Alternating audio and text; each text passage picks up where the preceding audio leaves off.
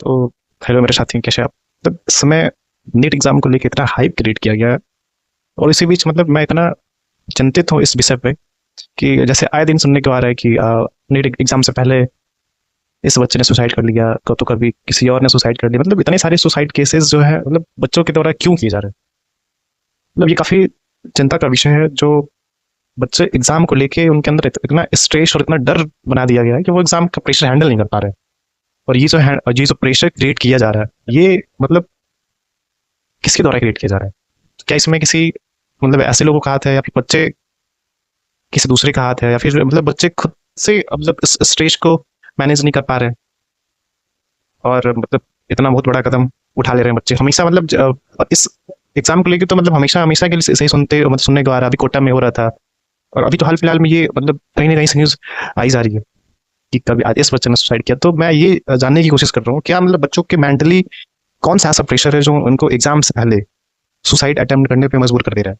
क्या इनके पीछे कहीं उनके पेरेंट्स तो नहीं, जो उनके ऊपर मतलब जबरदस्ती का पढ़ने का या फिर मतलब सपना पूरा करने का एक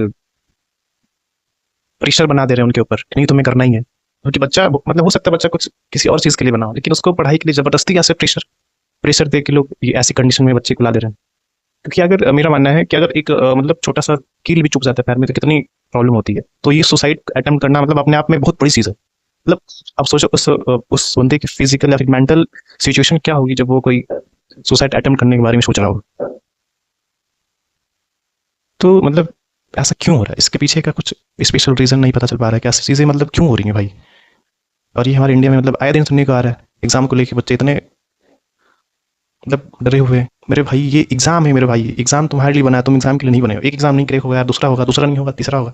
और अगर मैं मान लेता हूँ तुम अगर एग्जाम नहीं कर पाते हो, तो क्या हमारे पास और कोई ऐसा चारा और कोई चारा नहीं बचा है कि हम अपना लाइफ स्टाइल अच्छे से रख सके? मतलब एक सरकारी नौकरी ही हमारे पास एक एकमात्र ऐसा रास्ता बन गया है हमें अपनी लाइफ को अच्छे अच्छे तरीके से चलाने के लिए।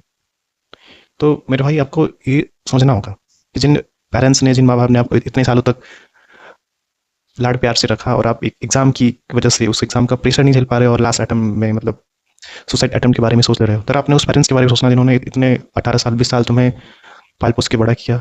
और उनके ऊपर क्या गुजरी होगी जब तुमने ये सुसाइड अटेम्प्ट करने के बारे में सोच रहा होगा।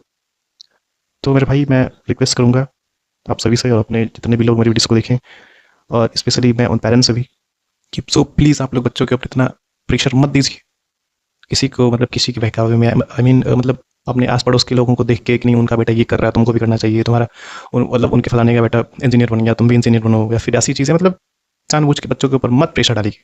बच्चों के ऊपर खुद ही इतना ज़्यादा प्रेशर, बच्चे खुद ही एक टाइम के बाद समझने लगते हैं कि उनको मतलब पैसे की कितनी इंपॉर्टेंस है। उन्हें नौकरी करनी है, उन्हें अपनी परिवार की स्थिति, अपना कंडीशन सही करना है। तो बच्चे मतलब ऑलरेडी इतने समझदार हो गए हैं इस समय के, ये जो जेंजी टाइप बच्चे हैं, इनके मतलब इनके अंदर वो आ चुकी है स्किल कि हमें अपनी लाइफ को किस तरीके से जीना है, क्या करना है।